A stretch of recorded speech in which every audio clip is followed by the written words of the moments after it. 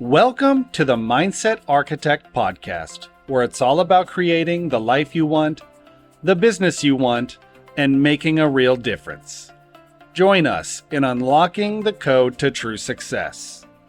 And now your host, Tony Caliendo, Master Coach with Rethink Coaching. Welcome to the Mindset Architect Podcast, episode number 66. I'm Tony Caliendo, Master Coach here at Rethink Coaching, and I want to thank you for being here today. And as always, time is our most valuable gift, and the fact that you're sharing some of your time with me truly does mean a great deal. So if you're watching this on our YouTube channel and you're seeing me live, you're seeing some Christmas decorations up behind me. Now, it makes perfect sense if you're watching this according to our schedule of when these podcast drop. But if you're watching this in July, you may be wondering, what the heck is this guy doing? But anyway, it is the holiday season. And, as we're kind of wrapping up the year, and I love this time of year for a lot of reasons. It's a time to reflect on all the great things that we did and to look back on all of the wins and the opportunities. And as we're kind of winding things down, we have a lot of holidays and traditions and things that we all get to do. And the one thing that I want to spend some time on right now as we're reflecting and doing business plans and taking a look at what we want to do differently for the upcoming year is ask you this question that one of my coaches asked me, which I thought was really a brilliant question. And that was, what you're supposed to do, right? So I think we all know exactly what we need to do to get to our goal.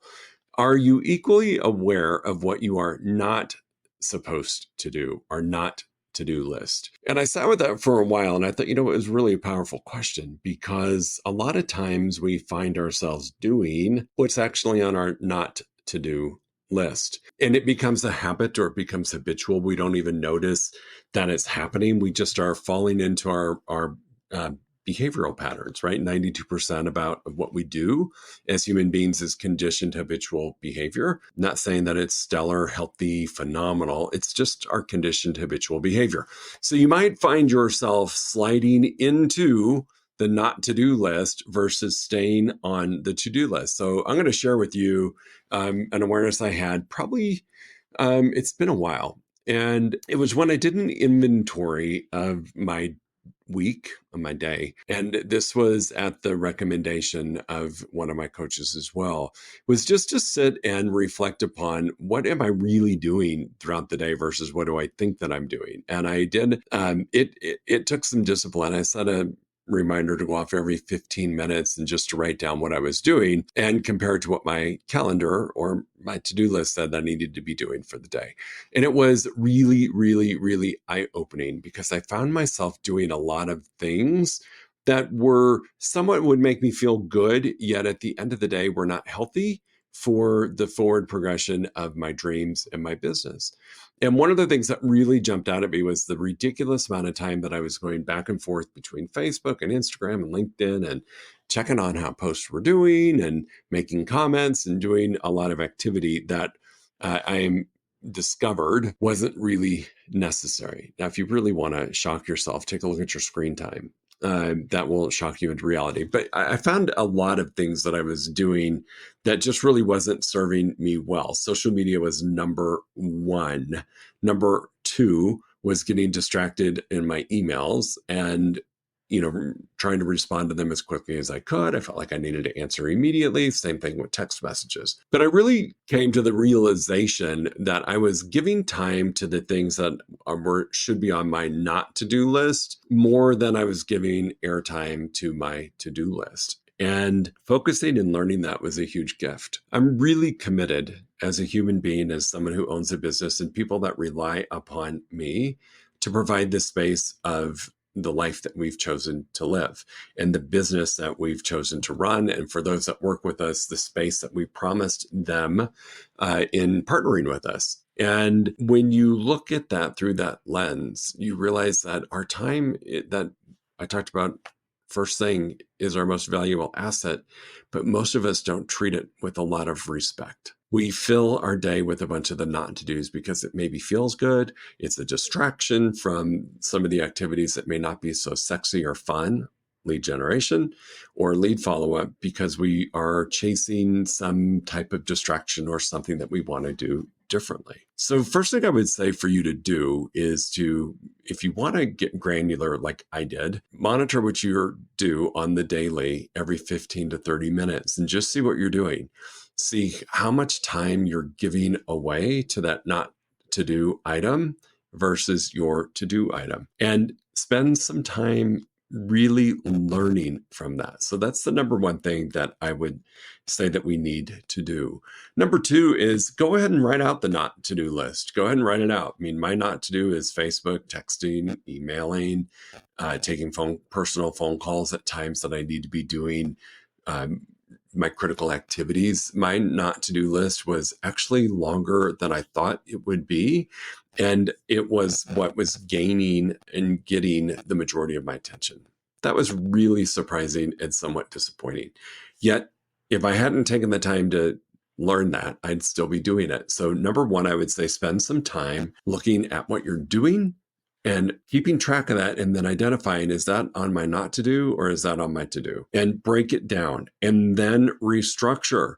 That's the coolest thing about what I did was I was able to restructure my day and my calendar and my awareness around the key activities. So that's really the number two thing that I'm going to invite you to do. Once you have your not to do and your to-do list, our to-do list can still be a list that doesn't serve us in the highest way possible unless we prioritize it or we identify what the number one thing that we should be doing, our primary focus area is, and move that to the top of the list and have it at the top of the list every single day. And I know I know my real estate clients are going to say, yeah, but, and I want you to stop thinking that and say, yes, this is the one thing, and everything else will take care of itself or has the time on my schedule that I can get to.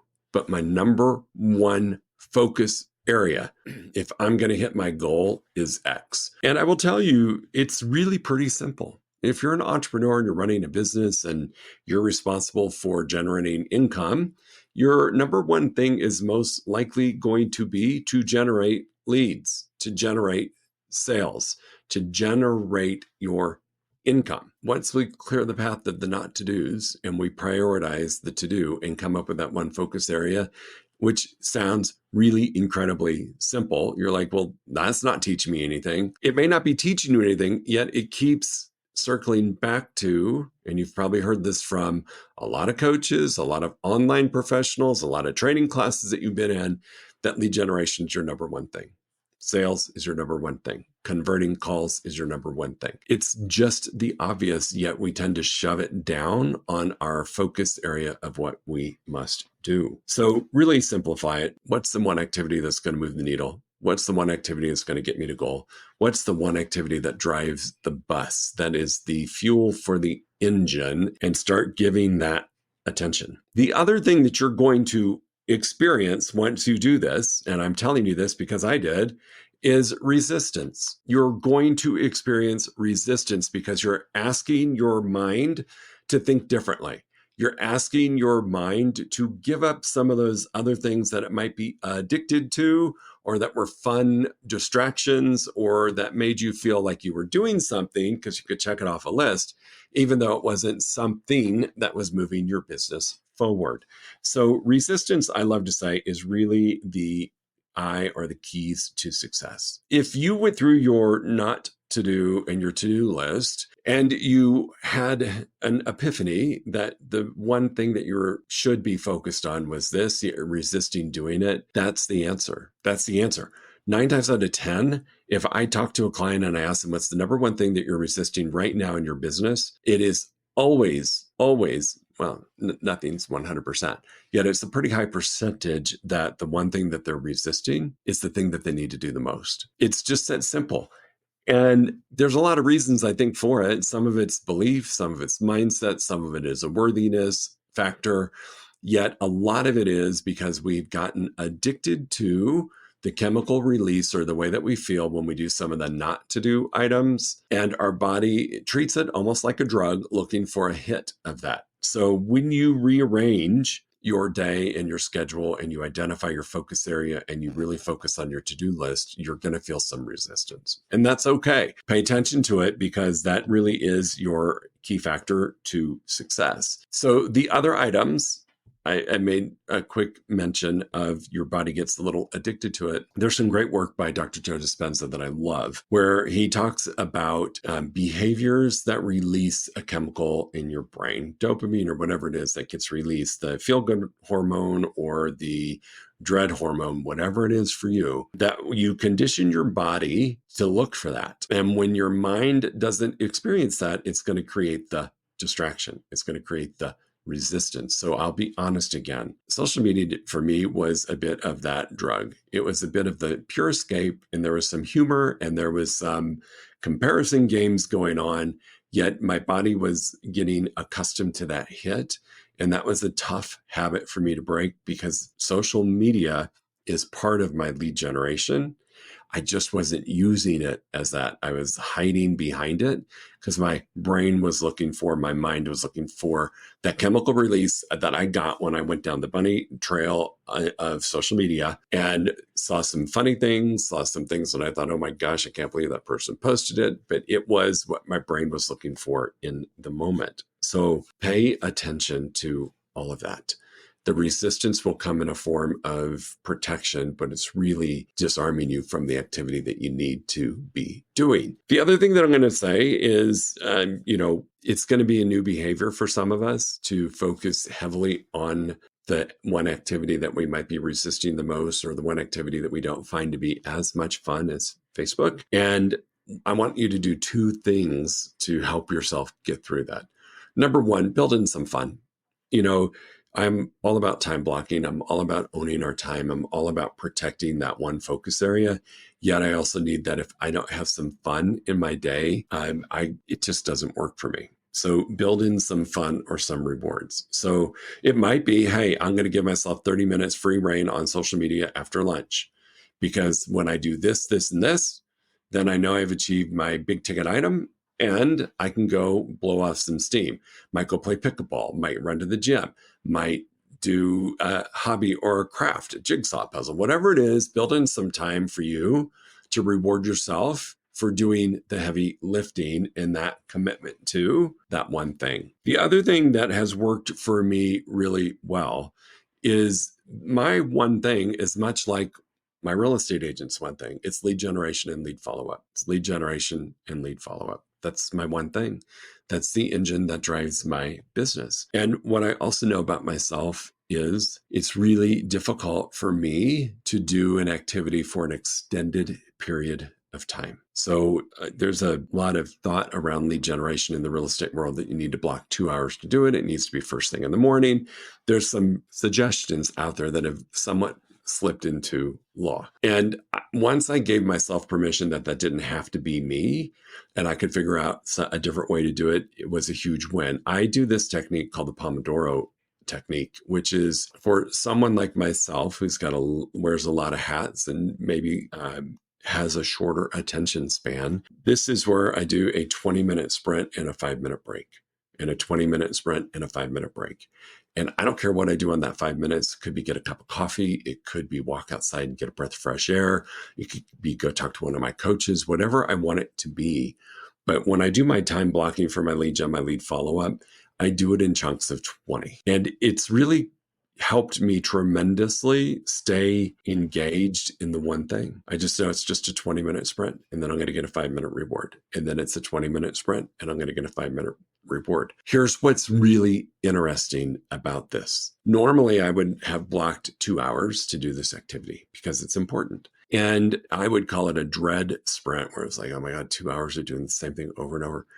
And I would measure what I was getting done. Once I started to implement the Pomodoro effect, what I found out was after maybe 3 or 4 of these 20-minute runs, I was getting more done than when I gave myself 2 hours. And I do firmly believe it was because I knew I had a beginning and an end. And you have 20 minutes to get this done. That's it. It doesn't allow for procrastination. It doesn't allow for putting off what you know needs to get done. It's just a 20-minute little run. That's it. So I found it very fascinating that by breaking it down into these 20-minute chunks with the 5-minute break, my 2 hours actually shrank to about an hour 15. I was getting more done in that amount of time than my 2-hour commitment. So that is a great tool if you're struggling. And I just use my phone. There's you can go on Amazon and find all kinds of timers that you can buy for the Pomodoro technique. And honestly, I just use my phone. I set a 20-minute timer, and then I set a 5-minute timer, 20-minute timer, 5-minute timer. And it keeps me on track. So that's it. That's how I do it. That does tie into another thing that I want to talk about for this really getting focused on your to-do item or items is to time block. The reason the 20 minutes works so well is there is a universal law called work expands to the time allowed. And I've said this before, best example is like today, I'm getting ready to get on a plane this afternoon. I know I have X amount of time to get all of the things on my to-do list done. I don't have time to mess around. I don't. I know I've only got X amount of time, and I am about the most efficient human being today that I could possibly be because I'm getting ready to leave for a week for the holiday. And I know if I don't get some things done here in my home office, they're not going to happen. And I want to enjoy my family. So between Pomodoro and time blocking, I promise you, you just get more done. It is not giving up your freedom and flexibility when you think about time blocking. It's just not. It's about creating those windows that you must get things done in that amount of time. And your brain knows it's got a quick end time coming. Let's get it done versus I got all day. So like I know tonight at 6 o'clock, I'm getting on the plane and that's it. We're getting on and we're going. I can't delay it. I pushed the time for takeoff the latest that I possibly can to get to my destination at a realistic time. So it has created the amount of time and space that I have to do the work. So in summary, it's really important to pay attention to what you're doing and to categorize it as this should probably go into my not to-do list and this should go in my to-do. And some of the stuff that we might find in that not to-do list might be things like beat myself up, judge myself, spend time comparing to others to put myself down versus looking at what's potential. So if you do find some of the things on your not to-do list that we need to correct, mindset work, journaling, affirmations, whatever that might be, pay attention to everything that's on there because we're going to find the one primary thing we need to do and give it our number one attention. But that doesn't mean there's not other things for us to pay attention to throughout our day, week, month, and quarter. So really look at that not to do list. The thing that I find that shows up the most often is judging, criticizing, putting ourselves down, negative self-talk. A lot of that's going to show up on the not to-do list that I want you to be aware of. So it's not just, I got on social media. Pay attention to your thoughts as you go up throughout the day of what thoughts you're having that are not serving you and get them off of that list. Some exercises I've shared with you in other podcasts that you can use to flip those thoughts around, but it's really important. So focus on what you need to do. Give yourself permission to do it in a way that works for you. For me, it's 20-minute blocks. If I had to do 2 hours, it's not going to work. I'm just telling you, it's not going to work. 20-minute blocks. Pay attention to what you're resisting. That is the number one indicator to what you really need to do. The thing you're resisting the most is most likely the thing that has the most juice in it for your forward movement. Build in some fun. You don't have to build in a couple of rewards throughout the day to reward you for doing the hard work. Growing and running a business, it's not easy. If you've got 7-figure aspirations, you need 7-figure behaviors. And along with that, you need to reward yourself on occasion. Now, if I look at your schedule and you've got more reward than work, we might have a problem. So spend some time rewarding yourself, pay attention to your time blocking, really look at it that it is the key to your freedom and flexibility. It will give you that time that you so desperately want with your family and friends. It will make it a reality versus sitting with your laptop on your lap at 7 o'clock at night with your family because you didn't time block and you didn't protect your time during the day and you still got really important stuff to get done. So I love the concept of what's on your not to-do list that you're doing and what's on your to-do list that needs to be prioritized and rearranged. And resisting. That's what I want to share with you today. So as we move into the holiday, this is a good time for reflection. This is a good time for self-observation. This is a good time to identify some of these things because we're starting a new year. We are starting a new year, and I would love to see you all start it with the right things on the list of things to do versus spending the majority of your time on the not to do side. As always, team, if you got a question, just reach out to me, Tony at Rethink Coaching. I will be more than happy to answer any questions you have, Tony at rethinkcoaching.com. If you go to our website, rethinkcoaching.com, there's a box you can fill out for a free 1-hour strategy call, coaching call with me. It's no cost. We'll talk about whatever it is you need to talk about. If you need some help working through this or anything else, just reach out. My goal in life is to help as many people as I can achieve the dreams that they have. So please feel free to use me as a resource. You can always find me on all of the social media platforms. I'm pretty easy to find if you just Google my name. All right, team, go make it a great week. If you're celebrating a holiday this week, go enjoy it. Be present. Enjoy the time with your friends, family, or just yourself. Take care. We'll see you next week. If you enjoyed listening to this podcast, you must come check out the Mindset Architect Group Coaching Program. It's our monthly program where we explore the power of your mindset, help you identify what you truly want in business and life, and then help you reach those goals. Come check us out at rethinkcoaching.com/group-program. That's rethinkcoaching.com/group-program. We'll see you there.